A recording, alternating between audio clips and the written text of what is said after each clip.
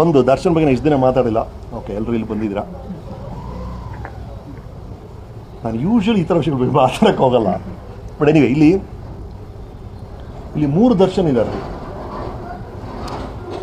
ಒಬ್ಬರು ನೆನ್ನೆ ದರ್ಶನ್, ಅಂದರೆ ನಮ್ಗೆ ಬಹಳ ಮಜಾ ಕೊಟ್ಟಂಥ ಸೂಪರ್ ಸ್ಟಾರ್. ಅವರ ಚಿತ್ರಗಳು ಫ್ಯಾಂಟಾಸ್ಟಿಕ್. ದರ್ಶನ್, ನಾನು ವೀಕೆಂಡ್ ರಮೇಶ್ ಚೇರಲ್ಲಿ ಕೂತು ಆ ದರ್ಶನ್ ಒಬ್ಬರು, ಅವರು ನೆನ್ನೆಯ ದರ್ಶನ್ ಒಬ್ಬರಿದ್ದಾರೆ. ಇವತ್ತಿನ ದರ್ಶನ್ ಒಬ್ಬರಿದ್ದಾರೆ. ನಮ್ಮೆಲ್ಲರಿಗೂ ಸ್ವಲ್ಪ ಬೇಜಾರಾಗಿದೆ ಈ ಘಟನೆಯಿಂದ. ಒಂದು ದೊಡ್ಡ ತಪ್ಪಾಗಿದೆ.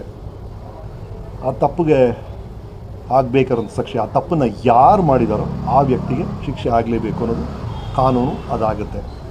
ಬಟ್ ಇದೆಲ್ಲದಕ್ಕಿಂತ ಇನ್ನೊಬ್ಬ ದರ್ಶನ್ ಇದ್ದಾರೆ, ಅವರು ನಾಳೆಯ ದರ್ಶನ್.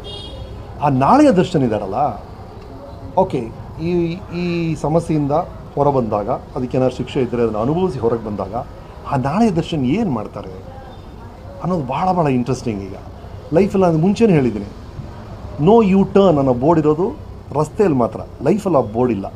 ಲೈಫಲ್ಲಿ ಯಾವ ಬೇಕಾದ್ರೂ ಯೂ ಟರ್ನ್ ಮಾಡಿ ನೀವೇನು ಬೇಕಾದ್ರೂ ಮಾಡ್ಬೋದು.